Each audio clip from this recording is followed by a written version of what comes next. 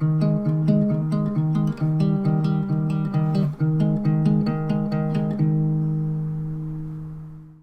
everyone. My name is Jared Gilster, and on my YouTube channel, I talk about movies. Movie reviews is what I like to do. I also like to talk about sometimes TV series or comedy specials, just whatever I feel like talking about, I do that.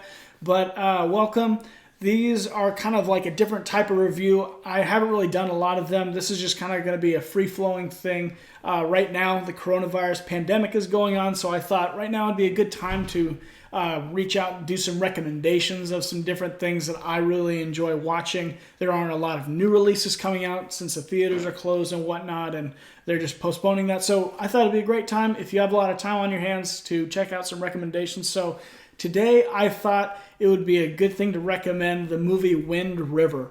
This movie came out, I believe, maybe 2 or 3 years ago, and it stars Jeremy Renner, and it also stars one of the Olsen sisters. I think her name is Elizabeth Olsen. One of those. She's not a twin. She's the older sister. Sorry if I got her name wrong. But this movie is about them, and it takes place on an Indian reservation, I believe in North Dakota or South Dakota. One of those northern states that's really freaking cold. One of those states. And this movie is about the people on the Indian reservation. A girl is found without any shoes on in the snow, and she's died. They also find that she has some injuries to her body that show that she has been raped, and it appears that she died because of how cold it was. She was running at night, and Jeremy Renner comes upon her body as he was doing tracking down some wolves or something like that. And so this becomes a federal case, and Elizabeth Olsen, who is an FBI agent, comes onto the scene, and she doesn't have any sort of experience with the area or with the reservation, and she's from Las Vegas, and she needs someone to help her. So Jeremy Renner, who has ties with the reservation, he was married to a Native American gal, and he's there to help her. And so he is kind of seen in this modern Western film as the lone gunslinger who's come to help save the day, to solve the case. And I gotta say, I love the modern Western genre. I am really getting into right now trying to go back and watch some older Western movies because I think that it's really sad that that genre has kind of gone away. But along with that, we have gotten some new genres, kind of like the modern Western, such as, Wind River, like Hell or High Water, and other films like that. I have really enjoyed them. And Wind River, this is kind of a side note, a funny thing. The first time I actually saw Wind River, I was gonna go see it with my girlfriend at the time, and that day after we watched it, I actually proposed to her. And if you've seen Wind River already, you'd be like, what the heck? You did what? And I was like, yeah. It wasn't really planned. I didn't know everything that was in Wind River. And there are some dark things in Wind River just to kind of set that idea. So you'd think after watching it, like, what the heck were you doing?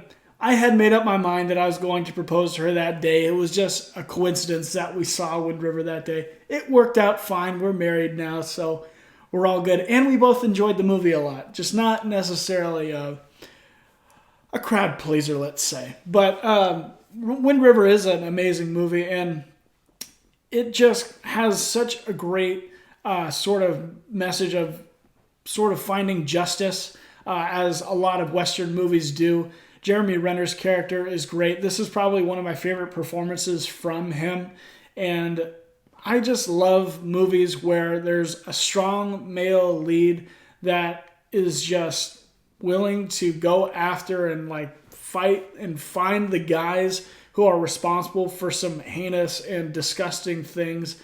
And Jeremy Renner especially, in this film, he has some things in his past that have happened that kind of tie him to this crime, or this type of crime. And he personally knew this girl who died. He knew her family. So it's especially heartbreaking.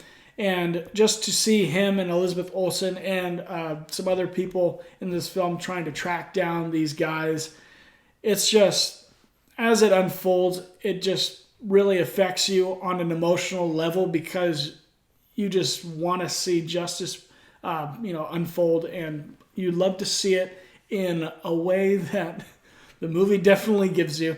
And, I really do think that this genre is amazing, and I really look forward to all the ways that this genre grows. Taylor Sheridan actually directed this film. He also, he's mostly a writer, a screenwriter, and he wrote the films Hell or High Water. He also wrote Sicario, Day of the Soldado, the second Sicario. So he's a very good writer, and I appreciate him. I thought that there were maybe a couple things in this movie that he could have done a little bit better, just as far as his directing goes. But in general, I love this movie, and I think that the payoffs are great. There is one scene in this film that is particularly hard to watch. I don't recommend if you are very sensitive to violent things or some things that are very hard to watch. If you cannot handle that kind of stuff, when you come upon the scene, you'll know it, and you could probably just skip it and you'll know what happened. But if you cannot handle it at all, then maybe it might not be the movie for you.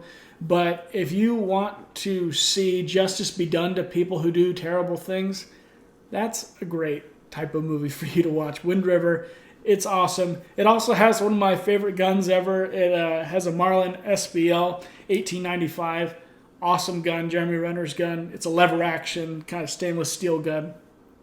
It's really cool, and it does some serious damage, so that's rad.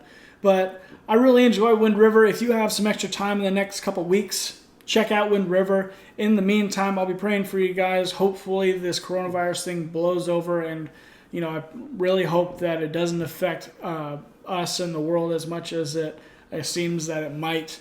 But until that time, try to get some exercise, go outside, visit with family as much as you can. If not in person, if that's too risky, just Skype them or call them, do that.